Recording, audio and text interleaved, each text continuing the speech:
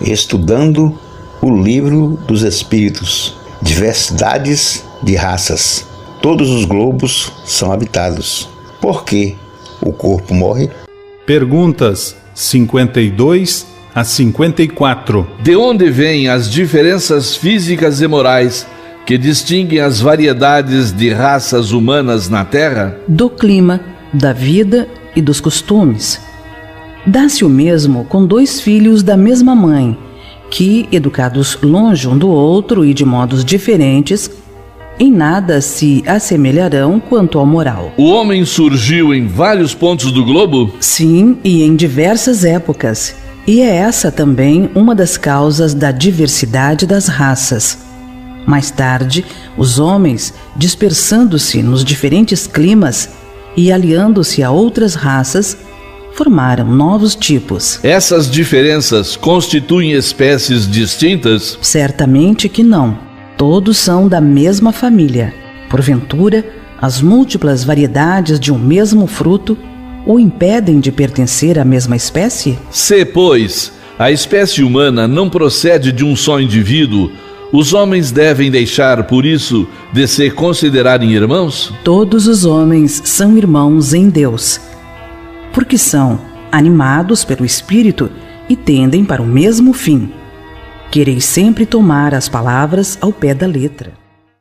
Perguntas 55 a 58. Todos os globos que circulam no espaço são habitados? Sim, e o homem da Terra está longe de ser, como supõe, o primeiro em inteligência, em bondade e em perfeição.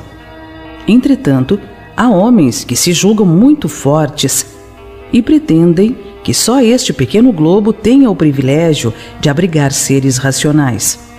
Orgulho e vaidade. Acreditam que Deus criou o universo só para eles. Deus povoou os mundos de seres vivos, e todos concorrem para o objetivo final da providência. Acreditar que os seres vivos estejam limitados ao único ponto que habitamos no universo seria pôr em dúvida a existência de Deus, que não fez coisa alguma inútil. Ele deve ter dado a cada um desses mundos uma destinação mais séria do que a de nos recriarem à vista. Nada, aliás, nem na posição, nem no volume, nem na constituição física da Terra pode levar-nos à suposição de que só ela goze do privilégio de ser habitada, com exclusão de tantos milhares de mundos semelhantes. A constituição física dos diferentes globos é a mesma? Não, eles não se assemelham de forma alguma. Não sendo a mesma para todos, a constituição física dos mundos, deve-se concluir que tenham organizações diferentes os seres que os habitam? Sem dúvida, como entre vós, os peixes são feitos para viver na água e os pássaros no ar. Os mundos mais afastados do Sol estarão privados de luz e calor, já que o Sol apenas se mostra a eles com a aparência de uma estrela? Pensais então que não há outras fontes de luz e calor além do Sol? Não tendes em conta a eletricidade, que em certos mundos desempenha um papel que desconheceis e bem mais importante do que na Terra? Além disso, não dissemos que todos os seres vêm da mesma maneira que a vossa? E com órgãos de conformação idêntica à dos vossos? As condições de existência dos seres que habitam os diferentes mundos devem ser apropriadas ao meio em que são chamados a viver. Se nunca tivéssemos visto peixes, não compreenderíamos que alguns seres pudessem viver dentro d'água. Assim acontece com outros mundos que provavelmente contêm elementos que desconhecemos. Não vemos na Terra as longas noites polares iluminadas pela eletricidade das auroras boreais? Que há de impossível no fato de a eletricidade em certos mundos ser mais abundante do que na Terra e desempenhar neles um papel geral cujos efeitos não podemos compreender?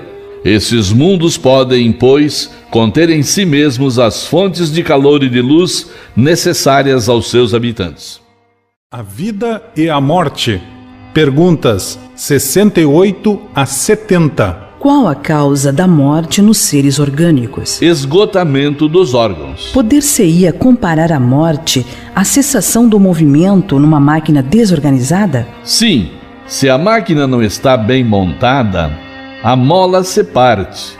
Se o corpo está enfermo, a vida se extingue. Por que uma lesão do coração, mais do que a de quaisquer outros órgãos, causa morte? O coração é uma máquina de vida, mas não é o único órgão cuja lesão ocasiona a morte.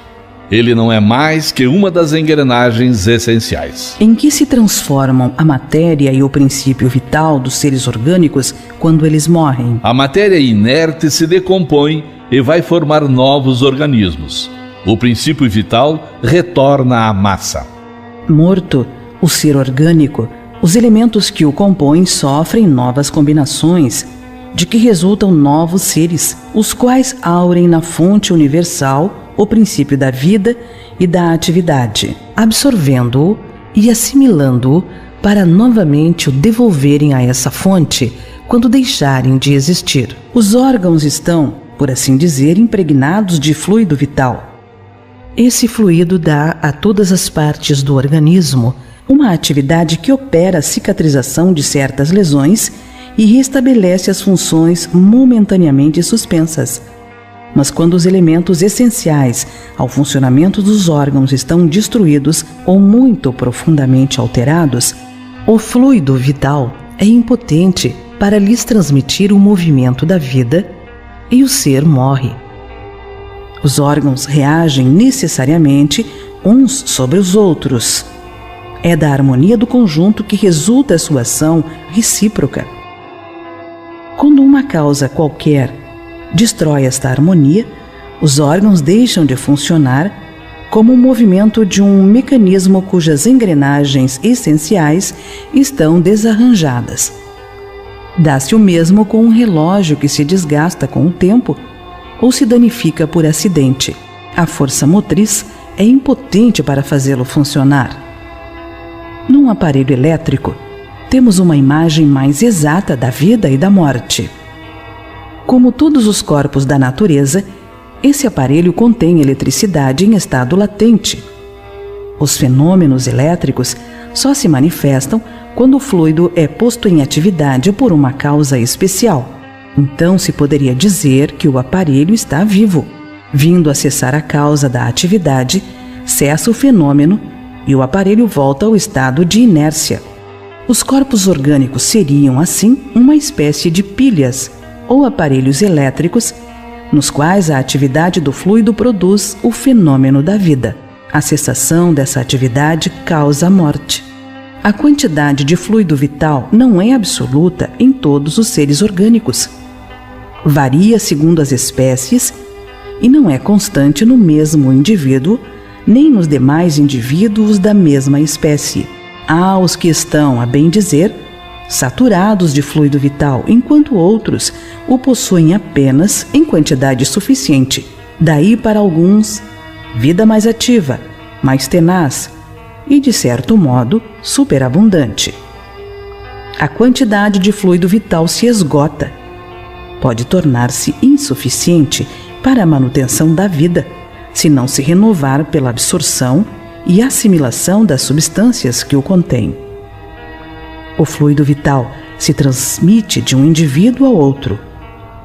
Aquele que o tiver em maior quantidade pode dá-lo a quem o tenha de menos e, em certos casos, prolongar a vida prestes a extinguir-se.